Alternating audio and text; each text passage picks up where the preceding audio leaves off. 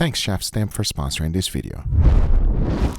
And this is the star of today's show, an inexpensive brisket. It's not Wagyu, it's not prime, it is choice grade. It's widely more available throughout the United States for one reason. It's the least expensive. But there's one thing that this brisket lacks the most. It would be tenderness. Unlike a prime or Wagyu brisket, it is the tenderness we all love whenever we're eating barbecue. But on today's video, I am about to change barbecue forever. And here's why. This is Buttermilk. Now, I've done an experiment previously with steaks. I soaked one for a day, another one for 3, and one for a week. And guess what? The one for a week was incredible. It was super tender, it did not mess around with the flavor, but 1 week for a regular steak sounds just fine. I must push boundaries with this inexpensive brisket. So I went ahead and grabbed a generous amount of buttermilk. To add additional wonderful flavor, I added some rosemary, thyme, and a ridiculous amount of crushed garlic. I mixed that up real good and the smell was intoxicating. As now I went ahead and grabbed the biggest container I could find. I went ahead and threw all of my buttermilk mixture inside, followed by that inexpensive brisket which I previously trimmed. Now the key here is time. 1 week was fantastic with a steak. This needs to go on for a little bit longer. To be specific, a lot longer. So into my dry ager it goes for months. Once the time was up, I took it out, and there's one thing I noticed with buttermilk. Unlike regular milk, which will start smelling funny very easily, this one didn't. But notice how much of the moisture the brisket released into the buttermilk. It almost became watery. So I went ahead and removed it from the container, and it was not only looking good, it was also smelling delicious. Lots of hint of thyme, rosemary, and garlic. This experiment was going towards the right direction, but I was not ready for the end results, which you will find out real shortly. As I went ahead and started patting it dry really good. Remember, the buttermilk already did its job, so I gotta make sure I remove as much as possible because this is the world's first buttermilk soaked brisket. Like I said before, it smells good, it looks fantastic, and it gave me confidence to continue the experiment. As now it was time for the seasoning. I went with a generous amount of salt followed by black pepper. Coarse black pepper to be specific. Once it was done, outside I went to work on my smoker. This is an offset. It uses real wood and fire. It's not that easy to maintain temperature. You really gotta work the fire nice and slow. Another important thing you need on an offset is a thermometer. This helps me maintain temperature perfectly. My target temperature was anywhere between 250 degrees Fahrenheit to 275. So I went ahead and laid down my brisket, closed the lid, and the next important thing was to maintain the temperature. It is to add more wood or remove it. And the last thing you want is to open the lid. Maintaining a shut is the way to go. That is the reason why you see multiple thermometers in every offset. And as that was happening, it was perfect because it allowed me time to go ahead and make this. Oh yes, friends. This is one of the greatest combination of food ever. It is guacamole and chicharron. But I make my chicharron slightly different than most people. That's because I love the smell and flavor of charcoal. But if you want to have something nice and crispy like this, there's one thing you must do before you even start cooking. And everything starts off with this, a pork belly. This one is skin on. Also, whenever you're looking for a pork belly, make sure you try to find one that has a generous amount of meat because automatically you will have plenty of fat. Next, you want to go ahead and poke some holes on the skin. I'm using this tool here called jacquard, but if you don't have one, you can also just use the tip of your knife. Make sure you poke as many holes as possible, but not too deep. We just want to penetrate the skin. Now, in order to dehydrate the skin, the best way to do is to add some salt. So I went ahead and placed a generous amount right on top, as now it needs some time to draw out the moisture. So into my refrigerator it goes overnight. The very next day, I went ahead and lit up my grill. You want to get it nice and hot. Notice that I'm using a 2-zone technique. That way I'll be able to cook this pork belly in indirect heat, which is exactly what we want. As soon as it was nice and hot, into my master kettle it goes. Skin side up. Now I cannot emphasize how important the temperature is. Now you saw me using the S1 thermometer before, but there's one other thing that you can also get. It's called the Brisket combo. This is a little blower that blows air inside of your grill. It basically fully automates any grill with no wire or mess. Obviously, when you're cooking with charcoal, you need to maintain the airflow. This does everything for you.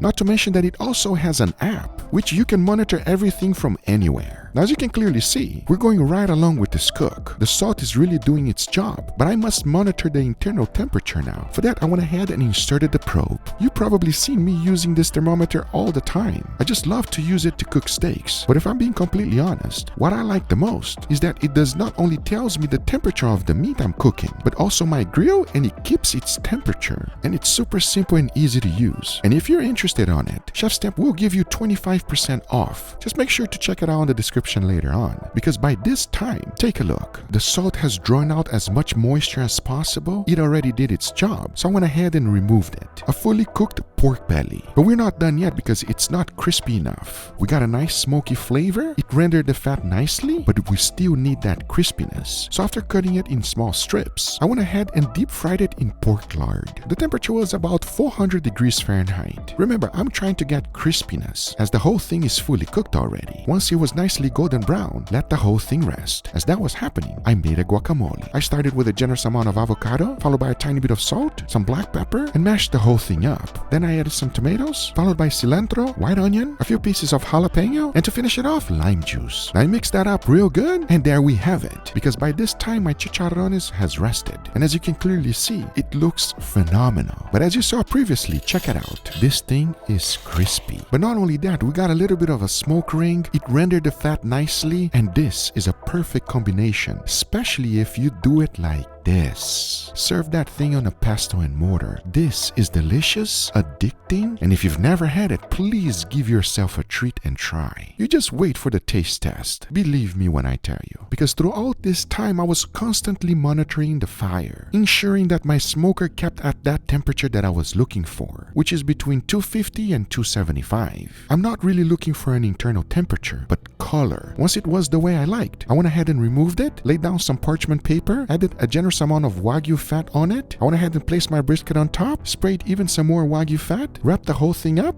and back into the smoker it goes. As you already know, the key is to maintain the fire and temperature. This takes some time. As you can clearly see, it's not even close to the temperature we want. The final internal temperature for a brisket does not really matter, because you're looking for tenderness. That's why I'm poking the brisket with the ChefsTemp instant thermometer. So I kept cooking and adjusting the fire as necessary, because once it was nicely tender, you want to let it rest for at least 5 hours. As in the end, you want to go ahead and unwrap it. Make sure to dump all of the juices on top of the brisket. Don't let that go to waste, as now you should be rewarded with this. Wow. Let me remind you, friends, this is an inexpensive brisket, one that you can find it anywhere. It is choice grade, and the fact that this thing is extremely juicy, tender, makes me super excited. But the biggest question is, how did the buttermilk affect the brisket? Did it make it more tender? Does it have any off flavor? Well, we're about to find out right now. As now I say, it is enough talking and it is time to eat. So let's do it. All right, everybody, and here we got our beautiful feast, gentlemen. That is a feast. Ah, you guys hungry? I'm starving. Yeah, I'm ready too. I'm extremely excited, everybody. So we got a little bit of course, a barbecue brisket, one of my favorite things to eat. But take a look at this side dish. So pretty. I know, right? What even is that? It's like a bouquet for men. Pork and guacamole. Have you guys ever had this combination? Actually, no. Wait. Okay. Don't wait. Let's just go. Oh, we can go already? Oh, Let's side go. dish? I need you to try it. Go for it. Make sure you grab enough guacamole because you need that acidity of the guacamole to fight the richness of the pork belly, everybody. You ready? Yes, sir. Ready. Cheers. Cheers. Oh my God. I'm done. This is what they serve to you in heaven, everybody. I love that the guacamole cuts out all the fattiness from this pork. That mix is wonderfully beautiful. There's so many different textures. There's crunchy, creamy, it's tender as well. I like the acidity of the of the guac. The combos, everything is very good. If you've never had this, everybody, I extremely highly recommend. With that being said, obviously I got a brisket here. Now, there's only one brisket for a specific reason. It went through something What is that supposed to mean? Something not normal, let's just say. This right here took me some time to work, but I have a feeling I did something good. Just be honest. That's all I ask. I'm gonna go for the lean. Oh, that was too much chicharron for you. Yeah, I'm gonna do lean as well. Okay, so you guys gonna go for the lean. Okay, forget you guys. I'm gonna go for the fatty, everybody. All right, so I want your honest opinion in here. Tell it like it is. You guys ready for it? Yes, sir. Yes, sir. Cheers. Cheers. Oh, wow. Wow, it is so tender. So tender, juicy, and most importantly, what a wonderful flavor in my mouth, everybody. Wow. You didn't experiment to a Wagyu? This is not Wagyu. It's not Wagyu? Not Wagyu at all. Oh, really? No. Does it feel that tender to you? It's that tender, guys. This is amazing. It's actually an inexpensive brisket. The cheapest Choice? brisket. Yes. Wow. But you guys had the lean and you're saying that. I actually want to try it. Well, you see what I'm saying? It's so He sees what I'm saying. He sees what I'm saying. fatty. Oh, wow. You said you did something weird, but I don't really taste anything weird. It's just soft and tender, and like it's a good old controlled brisket. That is a sign of something that worked extremely well. By the way, what I did with it, I soaked it in buttermilk with other special ingredients. But the main base is just buttermilk. So it works extremely well on steaks. It works absolutely wonders on a brisket, everybody. And it doesn't mess with the crust too much either. That crust is still there. It's wonderful. Maybe you don't want to go crazy like me and put it for too long. I did it for a little bit more than a month. Oh, As you know, try out for a week, see if you enjoy it, leave it for 2 weeks later, and so on until you get what you like, everybody. But we like to push the limits here. Pushing the limits turned this cheap brisket over here into Wagyu brisket, so. There you go. But those are the results, and if you are looking for a thermometer, but not only that, and you're trying to make your grill smart, ChefsTemp will do the job for you. I hope you guys enjoyed this video. If you did, hit that thumbs up. If you're not a subscriber, be sure to subscribe. And if you want a thermometer, a good one, check out the link on the description. Take care, everybody. Bye-bye.